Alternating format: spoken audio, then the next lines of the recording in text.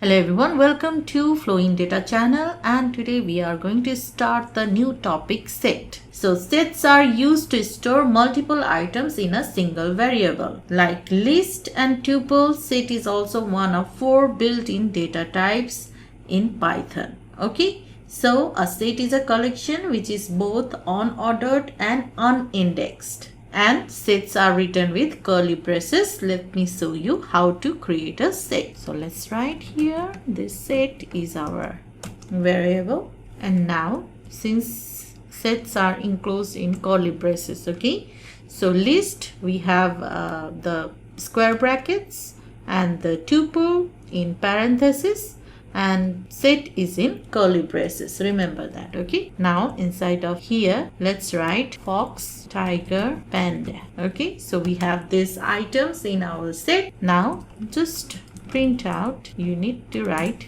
this set. Okay, so let's go ahead, let's run it. So you can see here it comes like this: tiger, panda, fox. So sets are unordered, so you cannot be sure in which order the items will appear. Okay, so unordered means that the items in a set do not have a defined order, so it can appear in any order. Okay, so here you can see I have written the fox first, tiger second, panda third, but it comes tiger at first and then panda and fox. So it is not confirmed that how it comes, okay, because the sets are unordered. Okay, and once a set is created, you cannot change its item, but you can add the new items. Okay, so we can add new items using the add functions.